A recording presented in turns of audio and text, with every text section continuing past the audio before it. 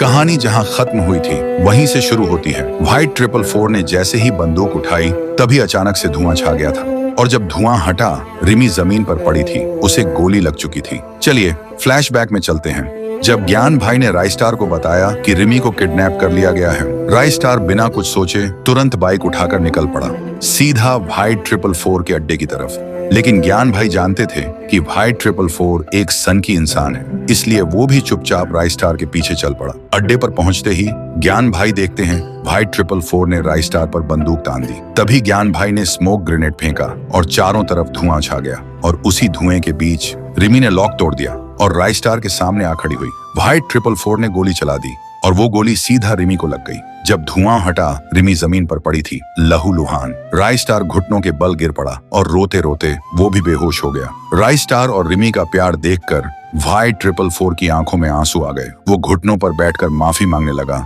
और बिना वक्त गंवाए रिमी को अस्पताल ले गया।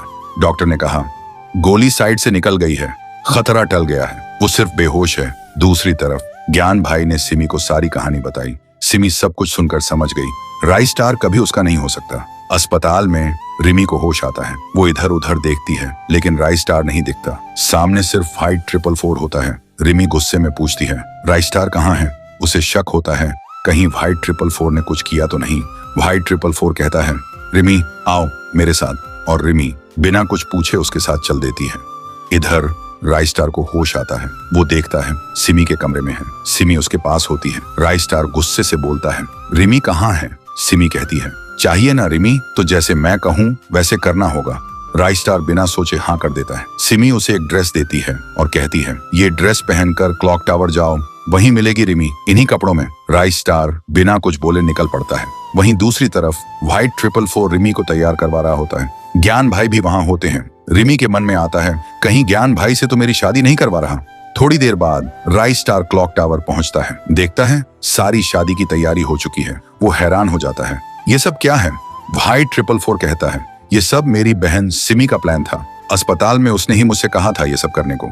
राइस्टार मुस्कुराता है और फिर शादी हो जाती है रिमी और राइस्टार की। व्हाइट 444 और ज्ञान भाई दोनों खुशी से झूम उठते हैं, लेकिन सिमी घर में अकेली रो रही होती है क्योंकि वो जानती थी राइस्टार कभी मेरा नहीं हो सकता। तो दोस्तों, आपको ये कहानी कैसी लगी कमेंट करके जरूर बताना।